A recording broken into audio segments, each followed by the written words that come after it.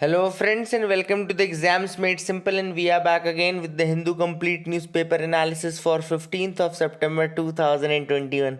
तो 15 सितंबर 2021 का the Hindu newspaper analysis देखेंगे। शुरू करने से पहले please do like the video अगर आपको पसंद आता है तो।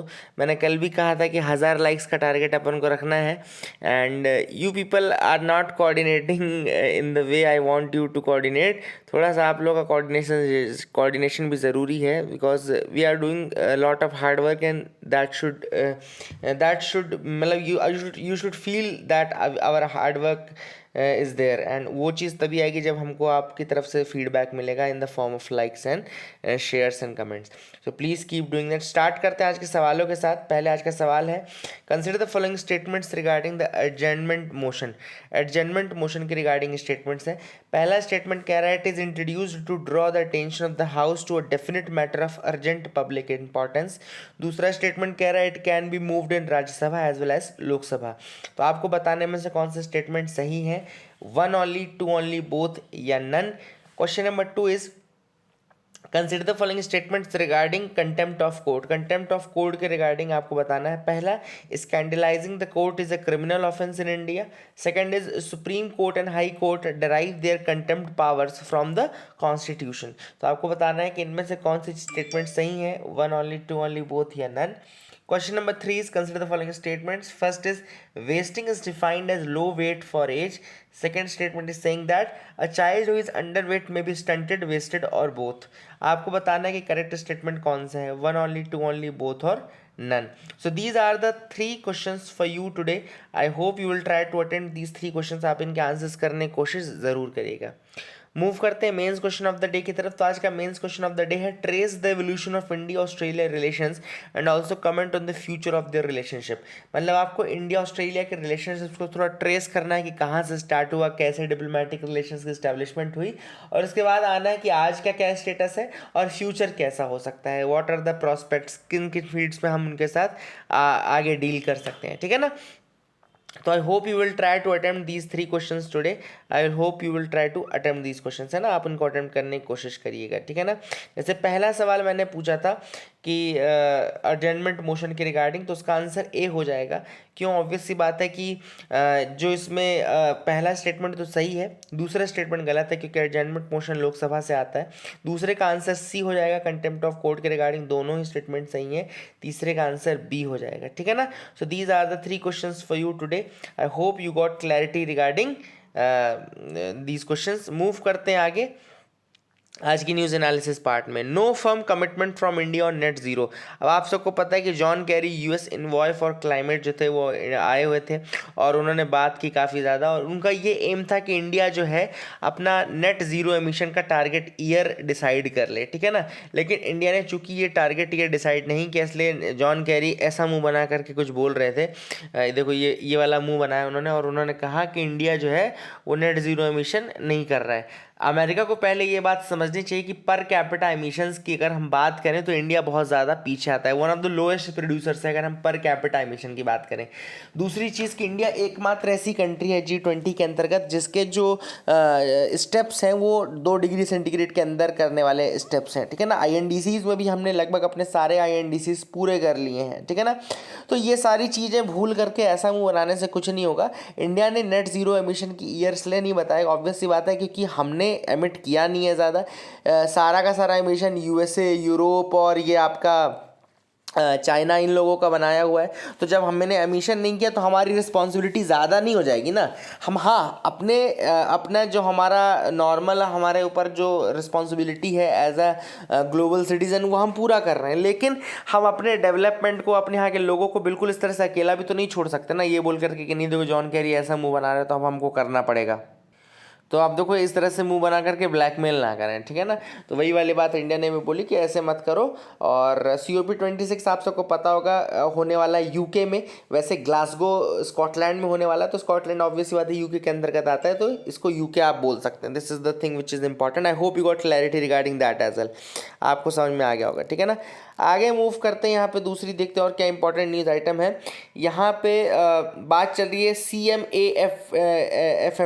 कल मैंने आपको बताया था कि यहाँ पे यूएस इंडिया जो है एक नई चीज़ लॉन्च करने वाले हैं जिसका नाम है United States India climate action and finance mobilisation dialogue. याद रखें, climate action and finance mobilisation dialogue, and that is the thing which is very very important. अगर आपसे कोई पूछे कि CAFMD क्या है, CAFMD, तो CAFMD है climate action and finance mobilisation dialogue, India US के बीच का ये डायलॉग है, ठीक है ना। एक और चीज़ जॉन कैरी ने कही कि इंडिया का जो टारगेट है 450 गीगावाट का, तो देखो जो चीज़ हम कर रहे हैं वो तो करना ही था, वो तो करना ही था। एक वैसी वाली आंटी नहीं होती आप सबके परिवार में, जो चीज़ हो जाएगी उसको इजी बना देंगी और जो चीज़ नहीं हो रही है उसको कठिन बना देंगी। तो ये वही है, अमेरिका वही वाली आंटी ही है जो बोलती है कि अरे ये तो होना ही था, देखो ये तो करना ही था आपको। तो 450 गीगावाट का टारगेट देख कर अरे हाँ ये तो करना ही था। और जब आपने अपना ईयर नहीं डिसाइड किया 2050 को, वो ये नहीं बोला कि हमारा नेट ज़ीरो ईयर हो जाएगा, तो उसको बोला कि देखो ये नहीं किया आपने, ये बहुत बड़ी चीज़ थी, है ना। आगे मूव करते हैं, देखें तो fuel price quickens WPI inflation. तो WPI इन्फ्लेशन जो है बढ़ चुका है because of the fuel prices. तो यहाँ बात कर लेते हैं पहले WPI की। WPI का मतलब होता है होलसेल प्राइस इंडेक्स, याद रखिएगा, होलसेल प्राइस इंडेक्स। अब देखो दो प्राइजेज होते हैं किसी भी, जैसे एक बिस्किट का पैकेट है, इसके दो प्राइजेज होंगे। एक तो जब ये रिटेल के पहले होलसेल में रहेगा तो इसका जो प्राइस कहलाएगा वो कहलाएगा होलसेल प्राइस, ठीक है ना। उसको क्या बोलते हैं, होलसेल प्राइस। जब बल्क में खरीदा जाता है ना तो उसमें जब होलसेलर जब बेचता है तो वो जिस प्राइस पे बेचता है उसको होलसेल प्राइस बोलता है। फिर ये जब मार्केट में आ जाता है, दुकान में आ जाता है, तो इसका जो प्राइस होता है वो कहलाता है रिटेल प्राइस, ठीक है ना। उसका बोलते हैं रिटेल प्राइस। तो होलसेल प्राइस में जब महंगाई बढ़ती है, मतलब इसका इम्पैक्ट कंज्यूमर को पड़ता है लेकिन डायरेक्टली नहीं पड़ता, इनडायरेक्टली पड़ता है, क्योंकि ये होलसेल प्राइस पे जो रिटेलर्स हैं वो खरीदते हैं, ठीक है ना।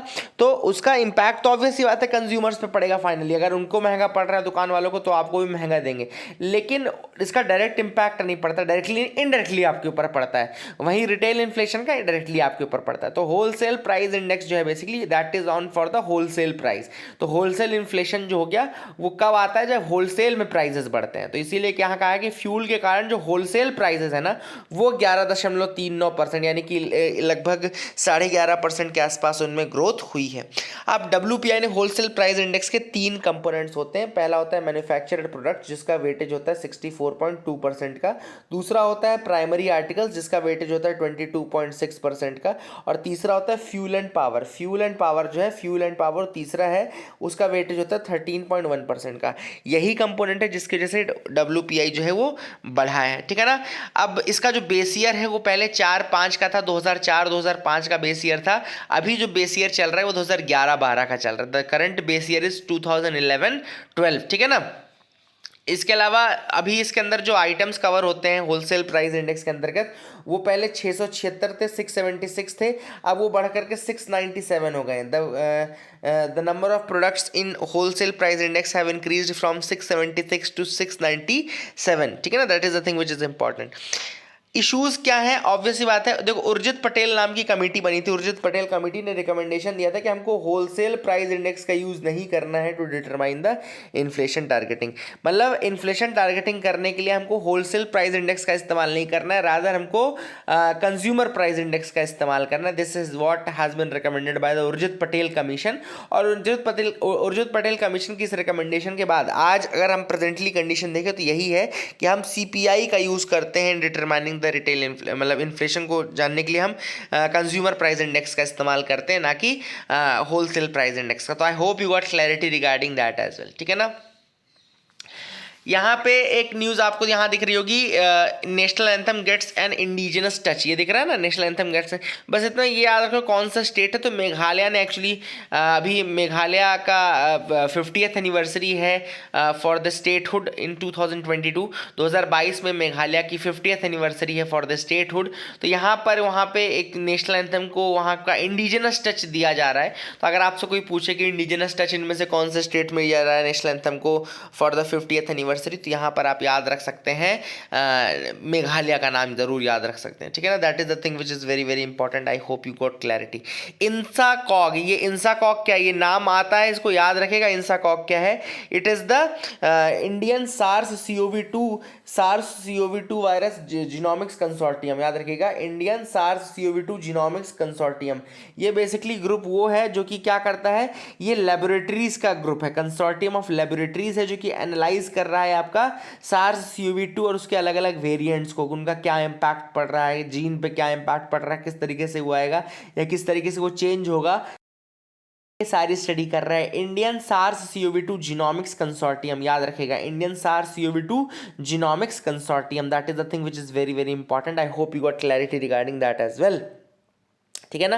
कंसोर्टियम ऑफ लेबोरेटरीज जरूर याद रखेगा, क्या है कंसोर्टियम ऑफ लेबोरेटरीज। तो यहाँ पे ये कुछ इंपॉर्टेंट न्यूज आइटम्स हमने देखी। India UK to begin the trade talks from November 1। अब इंडिया और यूके जो है अपने FTA यानी कि फ्री ट्रेड एग्रीमेंट की जो बातचीत है वो 1 नवंबर से शुरू करने वाले हैं, ठीक है ना। फ्री ट्रेड एग्रीमेंट क्या होता है एक्चुअली में? फ्री ट्रेड एग्रीमेंट एक पैक्ट होता है दो नेशंस के बीच में। It's a pact between two nations to reduce the barriers to import and exports among them. तो बैरियर्स को रिड्यूस करने के लिए, इंपोर्ट एक्सपोर्ट के बैरियर्स को रिड्यूस करने के लिए एक जब दो नेशंस क्या करते हैं, बेसिकली बातचीत करते हैं, फ्री ट्रेड एग्रीमेंट एक पैक्ट है दो कंट्री जो कि बैरियर्स को कम करने का काम करता है, एंड एक्सपोर्ट्स अमंग देम, ठीक है ना। And under a free trade policy goods and services can be bought and sold across international borders with little और नो गवर्नमेंटल टैरिफ। तो याद रखेगा, फ्री ट्रेड पॉलिसी के अंतर्गत goods and services can be bought और sold across international borders with little और no governmental tariff, quota, subsidy और prohibition to inhibit their exchange, ठीक है ना। तो फ्री ट्रेड एग्रीमेंट के अंदर ये टैरिफ, कोटा या सब्सिडी का बंधेज नहीं होता और दो कंट्रीज फ्रीली बायलैटरली एक दूसरे के साथ इंपोर्ट एक्सपोर्ट कर सकते हैं। I hope you got clarity regarding that as well, ठीक है ना। Glitches remain on IT portal. अब इनकम टैक्स पोर्टल आप सबको पता है कि इन्फोसिस ने बनाया था, जिसमें काफ़ी ज़्यादा ग्लिचेस आए थे और इसके लिए निर्मला सीतारमण जी ने मतलब कि काफ़ी फटकार लगाई थी इन्फोसिस को कि भैया आप ग्लिचेस सॉल्व करो, लेकिन अभी भी ग्लिचेस चल ही रहे हैं, ठीक है ना। ग्लिचेस चल रहे हैं और उन ग्लिचेस के कारण जो विवाद से विश्वास स्कीम थी, जो कि डायरेक्ट टैक्सेशन की स्कीम थी, विवाद से विश्वास स्कीम, उसका इम्प्लीमेंटेशन सही से नहीं हो पा रहा है क्योंकि पोर्टल ही काम नहीं कर रहा है, ठीक है ना। तो ऐसे में मुझे तो लगता है इन्फोसिस के कान मरोड़ने चाहिए बहुत ज़्यादा इन लोग। ये प्राइवेट कंपनी, एक्चुअली मैं इन्फोसिस में काम कर चुका एज अ सॉफ्टवेयर इंजीनियर, मुझे नहीं अच्छी लगती क्योंकि मतलब मुझे नहीं पसंद है एक तरीके से। और ये लोग क्या करते हैं, बहुत ज़्यादा शोषण करते हैं लोगों का, है ना। That is the thing which is there. मेरा नहीं कर पाए लेकिन करते हैं, फिर भी कुछ लोग का करते हैं। I resigned but many people are not able to do that thing, है ना। तो ये लोग बहुत ज़्यादा अपने आप को वो समझते हैं, है ना। आगे मूव करते हैं, देखते हैं क्या इंपॉर्टेंट न्यूज़ आइटम है जिनके बारे में हमको डिस्कस करना है। You can move with me. आते हैं एडिटोरियल पार्ट में। पहला जो एडिटोरियल है वो है Afghanistan the shape of things to come. यहाँ पे ऑथर ने बात की कि आगे क्या होने वाला है। वैसे ऑथर कोई फोरटेलर नहीं है, लेकिन हाँ सोच समझ के इन्होंने कुछ चीज़ें बोली। जैसे उन्होंने सबसे पहली बात बोली कि पहले तालिबान के प्रोमिसेस देख लो। तालिबान के प्रोमिसेस सूखे प्रोमिस, पहले भी इन्होंने यही किया था, लेकिन अगले दिन ही इन्होंने क्या करना शुरू किया हम सब ने देखा है। इन्होंने कहा कि हम वीमेन को राइट देंगे, लेकिन फिर हमने देखा कि वीमेन को क्या राइट्स मिले हैं कि क्लास में आपको बुर्का निकाब ये सब पूरा पहनना ही है, प्लस आपको एक कर्टन लगाना है, कर्टन के एक साइड आपको इधर बैठना है, एक साइड उधर बैठना है। तो इस तरीके से मतलब पूरा बंदेज है, आप किसी से बात नहीं कर सकते हैं, आप किसी से कुछ पूछ नहीं सकते। You can not question the authorities, you can not be seen talking to a male friend, ये सब चीज़ें वहाँ पे मना है, ठीक है ना। तो ये सारी बातें वहाँ पे तालिबान ने प्रॉमिस को ये भट्टा बैठाया है प्रॉमिस का। तो दैट इज़ द थिंग। फिर वही ऑथर ने यहाँ पे ये कहा है कि इन्होंने एक और चीज़ क्लियर कर दी है तालिबान ने कि वो केवल वही लॉज मानेंगे जो कि इस्लामिक लॉ के साथ मैच करता है। मतलब ये कोई लॉ नहीं मानेंगे, है ना। ये कह रहा है कि इनको सिर्फ वही लॉ मानना है जो कि इस्लामिक लॉ के साथ मैच करता है, अदरवाइज ये नहीं मानेंगे, ठीक है ना। फिर इसके बाद ऑथर का ये कहना है कि अनलाइकली ऐसा है कि ये अलकायदा और इनके साथ टाइज बनाने की कोशिश करें अभी, क्योंकि ऑब्वियस सी बात है इनको इंटरनेशनल रिकग्निशन अगर चाहिए तो ये अलकायदा के साथ नहीं बना सकते, क्योंकि अलकायदा USA का सबसे बड़ा दुश्मन है। आप सबको ये हिस्ट्री पता होगी, जो ट्विन टावर अटैक एंड ये सब चीज़ें था। ऑथर ने इसके बाद ये भी कहा है कि अभी एक इमीडिएट क्राइसिस आ सकती है अफगानिस्तान में, क्योंकि लोग वहाँ पे जिस तरीके से इतने ज़्यादा उसके आदी तो है नहीं, तो ऑब्वियस सी बात है उनके अंदर ये रहेगा कि वो जल्दी जल्दी खुद को फ्री कर लें, है ना। They want to get free from these traps, and अगर इस ट्रैप से उनको फ्री होना तो ऑब्वियस सी बात है उनको विद्रोह करना पड़ेगा। तो ऑथर ने यही कहा है कि उनको विद्रोह मिल सकता है from the people, resistance from the people. तो स्पोरैडिक अपराइजिंग्स देखने को मिल सकती हैं, ठीक है ना। इसके अलावा ऑथर का ये भी है कि कुछ डेंजरस एलिमेंट्स भी हैं, जैसे कि वहाँ पे ISK हो गया, दाइश हो गया, ये कुछ डेंजरस एलिमेंट्स हैं जो कि आगे जा करके दिक्कत खड़ी कर सकते हैं तालिबान के लिए भी और अफगानिस्तान के लिए। तो ऑब्वियस बात है अफगानिस्तान के लोगों के लिए तो खड़ी ही करेंगे। अफगानिस्तान एक बहुत बड़ी क्राइसिस फेस करने वाला है, तालिबान नहीं लेकिन अफगानिस्तान ज़रूर फेस करेगा ये। और यंग कमांडर्स जो रहते हैं और उनको किसी तरीके से जो किस तरीके से रोकेंगे आप ISK को ज्वाइन करने से या दाइश को ज्वाइन करने से, that will be a big challenge, ठीक है ना। इसके अलावा ऑथर ने यही कहा कि रिप्रेशन अफगानिस्तान में होगा, जो ऑब्वियस सी बात है। तालिबान के लिए एक चैलेंज ये भी रहेगा कि रिजेंटमेंट जो है रेजीम के अगेंस्ट वो लोगों का ज़रूर है, वहाँ पे रिजेंटमेंट है लोगों का, there is a resentment against the Talibanis. And ये रिजेंटमेंट केवल केवल लोकल नहीं है, ये ग्लोबल भी है, इंटरनेशनली भी लोग रिसेंट कर रहे हैं कहीं ना कहीं, है ना। इसके अलावा ऑथर ने दिल्ली के रिस्पांस के बारे में बोला कि भैया देखो अभी आप चुपचाप करके बैठे रहो, कोई ज़रूरत नहीं है आपको कि आप तालिबान को एक ऑफिशियल स्टेटमेंट दे करके उनको एक्सेप्ट कर लो। वैसे कल परसों उन्होंने कहा कि तालिबान एक मेजर फोर्स है अफगानिस्तान के अंतर्गत, लेकिन इंडिया को मतलब ऑथर ने यही सजेशन दिया कि आपको कोशिश ये करनी चाहिए कि आप ऐसे कोई स्टेटमेंट्स ना निकालें, पब्लिकली आप तालिबान को एक्सेप्ट ना करें, अभी ऐसे ही चलने दें।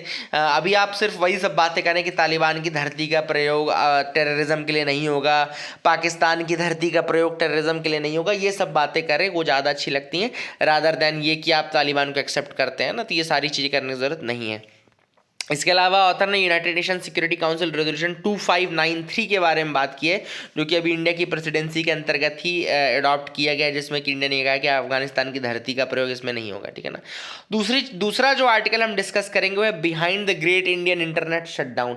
अब यहाँ पे ऑथर ने सबसे पहले सुप्रीम कोर्ट के एक बहुत इंपॉर्टेंट जजमेंट की बात की है, जिसमें उन्होंने ये कहा है कि access to information via the internet is a fundamental right.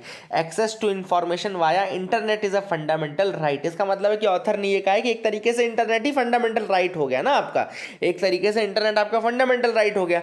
तो ऑथर ने वही कहा है कि ये केस था famous Anuradha Bhasin versus union of India case, Anuradha Bhasin versus union of India case, जहां पे टॉप कोर्ट ने ये रूल निकाला कि कोई भी रिस्ट्रिक्शन अगर आप इंटरनेट एक्सेस पे लगाते हो तो गवर्नमेंट वो रिस्ट्रिक्शन लगा तो सकता है, लेकिन वो रिस्ट्रिक्शन टेम्पररी होना चाहिए, स्कोप में लिमिटेड होना चाहिए, लॉफुल होना चाहिए और प्रपोर्शनेट होना चाहिए, प्लस नेसेसरी होना चाहिए, ज़रूरी होना चाहिए और प्रपोर्शनेट, मतलब जो आपका एम है उसको पूरा करने के लिए वो करने की ज़रूरत होनी चाहिए। ऐसा नहीं कि बिना ज़रूरत के इंटरनेट बंद कर दिया, है ना, कि ये तार इंटरनेट वाला तार है वो तार ही निकाल दिया आपने सबका ऐसे ही मजे मजे में, ऐसे मजे में तार नहीं निकालना है ना, कोई ज़रूरत हो तब आप कर सकते हैं। इसके अलावा ऑथर ने ये भी कहा है कि कोर्ट का ये भी कहना था कि गवर्नमेंट का जो ऑर्डर होता है इंटरनेट रिस्ट्रिक्ट करने का, वो भी आपको निकालना है ऑर्डर, और वो ऑर्डर रिव्यू करेगा कौन, कोर्ट रिव्यू करेगी। तो ऐसे में ऑथर का ये कहना है कि एक जो मेजर चैलेंज जो सामने आया वो ये है कि भैया जो गवर्नमेंट है वो ऑर्डर ही नहीं निकाल रही है,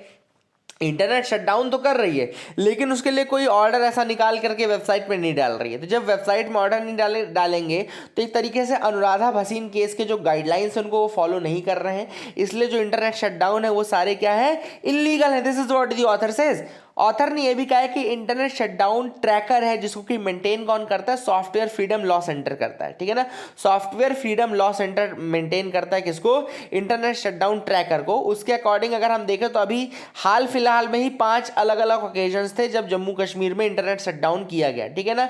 बारामूला, पुलवामा, शोपियान, इन सब जगहों पर किया गया। लेकिन ये सस्पेंशन जो हुआ उनका ऑर्डर जो था वो वेबसाइट में पास नहीं किया गया, ठीक है ना। तो उनका ऑर्डर जो था वो वेबसाइट में नहीं निकाला गया, ठीक है ना। तो that is the thing which is important. I hope you got clarity regarding that as well, ठीक है ना। सो यहाँ पे ऑथर ने ये कहा है कि इंटरनेट शटडाउन तो कर रहे हैं लेकिन अनुराधा भसीन का जो गाइडलाइंस था उसको फॉलो नहीं किया जा रहा है, ठीक है ना। That that is what the author says. इसके अलावा ऑथर ने कहा कि ये जो नॉन पब्लिकेशन होता है ना, ये अपने आप में एक बहुत बड़ा वायलेशन है, अपने आप में बहुत बड़ा वायलेशन, क्योंकि ये सुप्रीम कोर्ट की बात ना मानना, कंटेम्प्ट ऑफ कोर्ट है एक तरीके से। एंड ये जो एक डेफिसिट क्रिएट करता है, क्रेडिबिलिटी डेफिसिट क्रिएट करता है। भैया लोग सरकार के ऊपर क्यों भरोसा करेंगे अगर सरकार इस तरीके से इंटरनेट उड़ाती जाएगी ना, उनका तार खींच लेगी। अब आपका पड़ोसी अगर आपके बगल में जो केबल का तार है वो रोज रात में खींच के चला जाए और आपको बताए भी ना, तो आप सबसे पहले किस पे शक करोगे? पड़ोसी पे ही शक करोगे ना कि यार ये तो बताता भी नहीं और तार निकाल के भाग जाता है ना। तो that is the thing which happens. And यहाँ पे ऑथर ने वही चीज़ बोली कि इंटरनेट शटडाउन अगर आपको करना है तो यहाँ पे टेलीकॉम रूल्स का अमेंडमेंट हुआ था, जिसमें ये कहा गया था मैक्सिमम 15 दिनों के लिए किया जा सकता है, लेकिन the amendment did not include an obligation on the government to publish order. 2017 का जो इसमें था टेलीकॉम रेगुलेशन, उसमें कोई ऑब्लिगेशन नहीं था, लेकिन सुप्रीम कोर्ट के ऑर्डर के बाद तो ये ऑब्लिगेशन बन गया है ना। तो जब ऑर्डर के बाद बन गया तो एक तरीके से ये violation of the supreme courts order है ना। This is what the author says. And author ने ये भी कहा है कि इंटरनेट जो है काफ़ी इंपॉर्टेंट है इकोनॉमी के लिए, इंटरनेट काफ़ी इंपॉर्टेंट है नॉलेज के लिए, है ना केवल इकोनॉमी के लिए बल्कि नॉलेज के लिए भी इंपॉर्टेंट है। इकोनॉमी के लिए आपने देखा था कि इंटरनेट शटडाउन से कितना ज़्यादा इकोनॉमिकली नुकसान हुआ है इंडिया को, है ना। तो वही चीज़ ऑथर ने बोली कि भैया इस तरीके की चीज़ें ना करें और अपनी क्रेडिबिलिटी को इस तरीके से ना खोएं। This is what the author says. अगला जो आर्टिकल है वो है partners in the Indo Pacific. अब ये बात की गई है इंडिया और ऑस्ट्रेलिया के रिलेशनशिप्स की। ऑथर ने बोला कि इंडिया ऑस्ट्रेलिया जो है पिछले एक साल में काफ़ी अच्छे से करीब आए हैं, है ना। स्कॉट मॉरिसन जो है Australian prime minister and prime minister Narendra Modi from India, they have established this strategic partnership and comprehensive strategic partnership हमने जून 2020 में स्टार्ट की थी। काफ़ी अच्छा हो गया, एक साल लगभग उसको होने चला हो गया है। एंड अभी जो 2+2 डायलॉग हुआ that is again a good thing between India and Australia. इसके अलावा ऑथर ने 2-3 इवेंट्स और हाईलाइट किए, जैसे कि बायलैटरल ट्रेड रिलेशन जो हमारा वो भी लगभग 24 बिलियन डॉलर का हो चुका है इन 2020। टू वे जो ट्रेड है वो 24.4 बिलियन डॉलर हो गया 2020 में। एंड साथ ही हम जो क्वाड के मेंबर्स हैं, क्वाड ग्रुप के मेंबर हैं हम लोग, इसके साथ साथ आपको पता होगा कि मालाबार एक्सरसाइज भी कर रहे हैं, ठीक है ना। तो that is a good thing. हम दोनों चाहते हैं कि इंडो पैसिफिक में पीसफुल रिजीम रहे, है ना, पीसफुल रीजन रहे पूरा जो इंडो पैसिफिक का रीजन है। प्लस हम चाहते हैं कि agri business, infrastructure, health care, ये सारी चीज़ें ग्रो हो, एनर्जी ग्रो हो, mining, education, artificial intelligence, big data, fintech, और ये सारी फील्ड्स ऐसी हैं जहाँ पे हमारे पास बहुत सारी पॉसिबिलिटी है, जहाँ पे हम कोलैबोरेट कर सकते हैं। इंफ्रास्ट्रक्चर हो गया, एग्रीकल्चर हो गया, एग्री बिजनेस हो गया, हेल्थ केयर हो गया, एनर्जी हो गया, माइनिंग हो गया, एजुकेशन हो गया, इन सब फील्ड्स में कर सकते हैं, ठीक है ना। तो that is the thing which is very very important. यहाँ पे ऑथर ने ये सारी बातें कही हैं। I hope you got clarity regarding that. And author ने यही कहा कि अब इंडिया और ऑस्ट्रेलिया को अपने बाकी के जो इश्यूज हैं उनको रिजॉल्व करने की ज़रूरत है। जैसे कि ऑस्ट्रेलिया को एक प्रॉब्लम ये होती है कि इंडिया के यहाँ डेयरी और प्रोडक्ट्स और ये सब ऑस्ट्रेलिया नहीं बेच पाता है, क्योंकि ऑलरेडी इंडिया जो है वो काफ़ी ज़्यादा हाई टैरिफ लगाता है एग्रीकल्चर एंड डेयरी प्रोडक्ट्स के ऊपर। तो एक ये इशू थोड़ा रिजॉल्व करना है। वही इंडिया को भी नॉन टैरिफ बैरियर जैसे कि स्किल्ड प्रोफेशनल्स और ये ऑस्ट्रेलिया के लेबर मार्केट में हमको डिस्क्रिमिनेशन फेस करना पड़ता है। तो ये कहीं ना कहीं हमको ये जो छोटे मोटे छुटपुटिया डिस्प्यूट हैं वो सॉल्व करने पड़ेंगे अगर हमको और ज़्यादा रिलेशनशिप्स को आगे लेके जाना है। तो I hope you got clarity regarding that as well. आगे मूव करते हैं। NHRC notice on farmers protest. तो एनएचआरसी के बारे में आपको कुछ फैक्ट्स बता दूं। एनएचआरसी क्या है? नेशनल ह्यूमन राइट्स कमीशन है। 12 अक्टूबर 1993 को बना था। Human rights act, protection of human rights act 1993 के अंतर्गत। Therefore it's a statutory body, it's a statutory body. And इसके अलावा कंपोजिशन की अगर हम बात करें तो चेयरपर्सन जो है वो retired chief justice of India या फिर जज ऑफ द सुप्रीम कोर्ट हो सकते हैं आप। इसके अलावा इनको अपॉइंट किया जाता है president on the recommendation of a 6 member committee. याद रखिएगा 6 मेंबर कमेटी में prime minister, speaker of Lok Sabha, deputy chairman of Rajya Sabha, leader of opposition of both the houses and union home minister होते हैं, ठीक है ना, याद रखिएगा। टर्म्स एंड रिमूवल की अगर हम बात करें तो होल्ड करते हैं ऑफिस फॉर द 3 years और until that is the age of 70 years, जो भी पहले हो जाए, 3 साल या 70 साल जो भी पहले मिल जाए, इतना ही इनका टर्म रहता है। और अभी रिसेंटली और भी चेंजेस किए गए थे, जैसे कि एक महिला मेंबर का होना ज़रूरी है ना। This is what they said कि जो एनएचआरसी का कॉन्स्टिट्यूशन है उसमें एक फीमेल मेंबर का होना ज़रूरी है। तो ये कुछ चेंजेस किए गए थे। आई hope you got clarity regarding that, है ना। आगे मूव करते हैं, देखते हैं और क्या इंपॉर्टेंट न्यूज़ आइटम्स है जिनके बारे में हमको डिस्कस करना है। You can move with me, है ना। तो यहाँ पर आप देख सकते हैं कि यहाँ पे तो ऐसी कोई खास न्यूज़ नहीं दिख रही। China aims to for civilised cyber space. अब चाइना ने बोला है कि भैया सिविलाइज्ड साइबर स्पेस या सिविलाइज्ड इंटरनेट लेकर के आओ, और हम ऐसे लॉ लेकर के आएंगे जो कि सिविलाइज्ड इंटरनेट लेकर के आएगा। अब ऑथर चाइना का क्या मतलब है सिविलाइज्ड इंटरनेट से या सिविलाइज्ड साइबर स्पेस का, कि उनका मतलब है कि the online platforms should promote the core socialist values. उनका ये कहना है कि जो ऑनलाइन प्लेटफॉर्म्स है, इंटरनेट है, वो कोर सोशलिस्ट वैल्यूज़ को प्रमोट करें। तो कुल मिलाकर के अगर आपसे पूछा जाता है यूपीएससी में क्वेश्चन कि कौन सी ऐसी कंट्री है जो कि सिविलाइज्ड इंटरनेट या सिविलाइज साइबर स्पेस की बात करती है, तो वो सी से चाइना ही है। सिविलाइज सी से चाइना, याद रखिएगा, ठीक है ना। चाइना बात करता है कि सिविलाइज साइबर स्पेस लेकर के आना है, ठीक है। तो this is the thing which is important. I hope you got clarity. Cyber space को एजुकेशन प्रमोट करने के लिए और आपका सोशलिस्ट वैल्यूज़ को प्रमोट करने के लिए उन्होंने सजेस्ट किया है। तो I hope you got clarity regarding that, आपको समझ में आ गया होगा। आगे मूव करते हैं, देखते हैं और क्या इंपॉर्टेंट न्यूज़ आइटम्स है जिनके बारे में हमको डिस्कस करना है। Indian origin shout out of the Booker race. तो बुकर रेस में इस बार Indian origin British novelist Sanjeev Sahota थे। संजीव सहोटा, इन्होंने चाइना रूम लिखी थी, इन्होंने नॉवेल लिखी थी चाइना रूम। तो ये ही is out of the Booker race. इसके अलावा श्रीलंकन तमिल ऑथर अनूक अरुद प्रगासम, ठीक है, अरुद प्रगासम थे, एंड इनका पैसेज नॉर्थ के लिए ये अंदर आ गए हैं। साउथ अफ्रीका के डेमोन गैलगट थे जो कि द प्रॉमिस के लिए आ गए हैं। अमेरिकन पैट्रिशिया लॉकवुड थी जो कि no one is talking about this के लिए आ गई हैं। रिचर्ड पावर्स थे फॉर बेविल्डरमेंट। मैगी शिपस्टेड थी for Great Circle, and British Somali author Nadifa Mohamed थे फॉर द फॉर्च्यून मैन। तो ये सारे नॉवेल्स हैं, इनमें से ही कोई बुकर जीतेगा, लेकिन हमारे संजीव सहोटा जो थे इंडियन ओरिजिन ब्रिटिशर, वो बाहर हो गए, ठीक है। That is the thing which is important. So आगे मूव करते हैं। कल का अगर आपने देखा हो यूसीएल चैंपियंस लीग के मैचेस, तो यंग बॉयज़ ने मैनचेस्टर यूनाइटेड को हराया। एक्चुअली जब रोनाल्डो जुवेंटस में गए थे तो जुवेंटस भी हार गया था यंग बॉयज़ से, 2-1 से ही हारा था, 2-1 से यहाँ हारा, ठीक है ना। तो आज मेसी का मैच होगा। एक्चुअली में ये पीएसजी का मैच है ना, क्लब ब्रग के साथ। तो यहाँ पे एक इम्पॉर्टेंट मैच है। बार्सिलोना को कल बुरी तरीके से बायर्न म्यूनिख ने हराया, वेरी वेरी बैड, है ना। उनको समझ में आ गया कि मेसी के जाने से क्या होता है। आगे मूव करते हैं, हम इंडियन एक्सप्रेस में आते हैं। अब इंडियन एक्सप्रेस में जो न्यूज़ इंपॉर्टेंट है जो हमको डिस्कस करनी है वो है women and child development ministry की, जिन्होंने ये कहा है कि इंटर कंट्री अडॉप्शन जो है उसको इजी बनाया जाएगा। काफ़ी इंपॉर्टेंट न्यूज़ आइटम है, हिंदू में नहीं आया था। तो women and child development ministry का ये कहना है कि वो ऐसे रूल लेकर के आएंगे कि ताकि जो इंटर कंट्री अडॉप्शन हो ना वो आसान हो जाए। अब ये कैसे लेकर के आएंगे, देखो इन्होंने कहा है कि Hindu adoption and maintenance act जो है उसमें चेंजेस करने हैं। Hindu adoption and marriage maintenance act के अंतर्गत होता क्या है, जब भी एडॉप्शन होता है तो एक एनओसी मिलता है, नो ऑब्जेक्शन सर्टिफिकेट मिलता है। तो जो नई गाइडलाइंस आएंगी उसके अकॉर्डिंग क्या होगा कि जो नो ऑब्जेक्शन सर्टिफिकेट है वो कारा बना करके दे देगा। कारा यानी कि सेंट्रल अडॉप्शन रिसोर्स अथॉरिटी, याद रखिएगा कारा का मतलब क्या है, सेंट्रल अडॉप्शन रिसोर्स अथॉरिटी, जिसको हम कारा बोलते हैं। और सेंट्रल अडॉप्शन रिसोर्स अथॉरिटी जो रहता है वो क्या करेगा, बेसिकली गवर्नमेंट को अडॉप्शन के लिए, मतलब ये गवर्नमेंट की जो मेन बॉडी है, सेंट्रल एपेक्स बॉडी अडॉप्शन के केस में कारा, तो ये क्या करेंगे, ये बेसिकली एनओसी बना करके दे देंगे। करेंटली जो है जो एनओसी वाली बात है, करेंटली जो एनओसी मिलता है वो कहाँ से मिलता है, कोर्ट से मिलता है, ठीक है ना। अप्रोच करना पड़ता है कोर्ट्स के पास, उसके बाद मिलता है। लेकिन ऑब्वियस सी बात है यहाँ पर वही चीज़ है कि कारा यानी कि सेंट्रल अडॉप्शन रिसोर्स अथॉरिटी जो है वो उसने क्या बोला है कि मतलब women and child development ministry ने बोला है कि कारा जो है वो निकाल करके दे देगा, ठीक है ना। इसके अलावा एक और चीज़ इंपॉर्टेंट है कि इन्होंने डिस्ट्रिक्ट मजिस्ट्रेट यानी कि डीएम के पास ये बोल दिया कि डीएम क्या करेगा, पूरी स्टडी करेगा। डीएम फिर उसके बाद रिपोर्ट बना करके कारा को देगा और उसके बेसिस में, डीएम की रिपोर्ट के बेसिस पे ही कारा जो है वो एनओसी निकाल करके दे देगा। सो that is the thing which is very very important, है ना।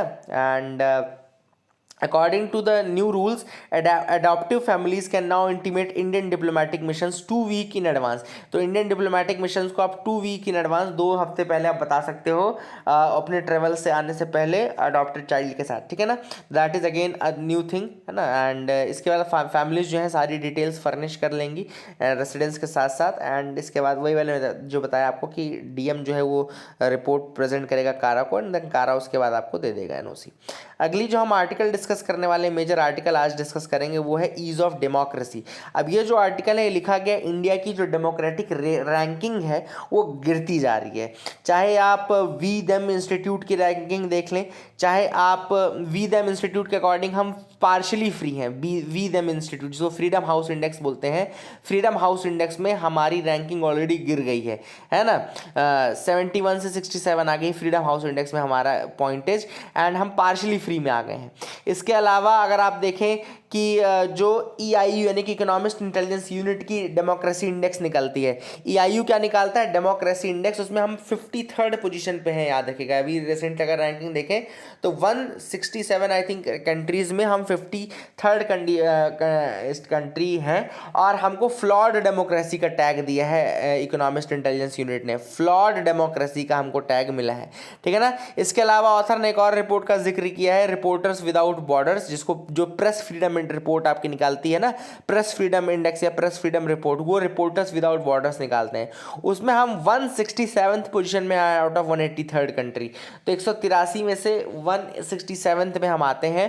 एंड EIU की, तो ऑथर ने कहा कि ये सारी रैंकिंग एक साथ तो झूठ नहीं बोल रही होंगी, ठीक है। आपने EIU से लड़ाई कर ली, आपने इकोनॉमिस्ट इंटेलिजेंस यूनिट को बोला कि देखो हम एक झापट खींच के देंगे अगर आप फालतू झूठ बोलोगे तो उन्होंने यही बोला, इकोनॉमिस्ट इंटेलिजेंस यूनिट को बोला कि हम एक झापट खींच के देंगे कि अगर आप झूठ मूठ की रैंकिंग निकालोगे, और आपने बायस्ड हो हमारे प्रति, ये सारी चीज़ उन्होंने बोली है।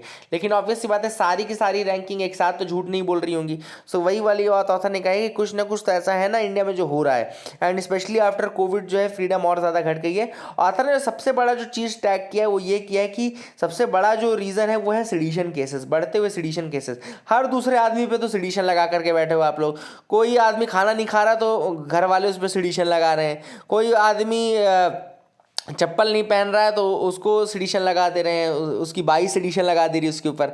तो ये सारी चीज़ें मतलब वही वाली बात है कि ये सारी चीज़ें हो रही हैं, और सिडिशन के केसेस बहुत ज़्यादा फैल रहे हैं, और ऐसे में कोविड से ज़्यादा सिडिशन फैल रहा है मेरे हिसाब से। एंड इसके अलावा ऑथर ने यहाँ पे एक और बात बोली कि जब भी पूछा जाता है किसी से, गवर्नमेंट से पूछा जाता है, तो जो मिनिस्टर रहता है वो कहते हैं ये ट्रिवियल है, ट्रिवियल सवाल है। ट्रिवियल है कि सेंसिटिव है, क्लियर कर लो पहले, आप अपनी प्रायोरिटी बना लो कि ये चीज़ ट्रिवियल है या ये चीज़ सेंसिटिव है। तो मैटर बहुत ज़्यादा सेंसिटिव है। यहाँ पे वही बात ऑथर ने बोली है कि आपको ये सोचने की ज़रूरत है कि आप कैसी कंट्री पसंद करते हैं। एक ऐसी कंट्री जहाँ पे लोग आप पर भरोसा ना करें, क्रेडिबिलिटी आपकी खोई रहे, और आप इस तरीके से बंदेज बना करके चले, कि एक ऐसी कंट्री जो कि खुद को फ्री बोल सके, सिर्फ नाम की नहीं काम की भी फ्री हो, है ना। So that is it for this article. आगे मूव करते हैं, India Singapore to link digital payment systems. तो इंडिया और सिंगापुर ने कसम खाई है कि वो अपने डिजिटल पेमेंट सिस्टम को लिंक कर देंगे instant low cost fund transfers के साथ, ताकि जो ये इंडिया और सिंगापुर है इनके बीच में ट्रांजैक्शन की जो कॉस्ट है वो भी घट सके, मतलब ट्रांजैक्शंस दोनों के ग्लोबल हो सके। तो रिजर्व बैंक ऑफ इंडिया ने और मॉनेटरी अथॉरिटी ऑफ सिंगापुर, ये दोनों ने मिलकर के ये कसम खाई है, दोनों ने मां कसम खाई है कि हम मिलकर के ये पेमेंट जो है इसको मतलब लिंक, पेमेंट लिंक को फास्ट बना देंगे एंड इनको कनेक्ट कर देंगे। तो हमारा जैसे UPI हो गया, उनका जैसे पे नाउ हो गया, तो हमने UPI और पे नाउ को लिंकेज कर दिया, ताकि टू फास्ट पेमेंट सिस्टम जो है वो दोनों इंस्टेंट पेमेंट कर सके, और इससे पेमेंट की कॉस्ट भी थोड़ा कम होगी, ठीक है ना। That is the thing. तो कल आप सबने देखा होगा एप्पल का इवेंट था, तो एप्पल ने लॉन्च किया अपना iPhone 13 लॉन्च किया, iPad मिनी लॉन्च किया, iPad Pro लॉन्च किया, एप्पल वॉच लॉन्च की है। तो आप में से अगर कोई इंटरेस्टेड हो तो ज़रूर जा करके देख सकता है ना, खरीदना मत, देखना ज़रूर। So that is it for the day, friends. I hope you liked the video. Please like, share, subscribe. Keep loving us, keep sharing us. Thank you and have a nice day.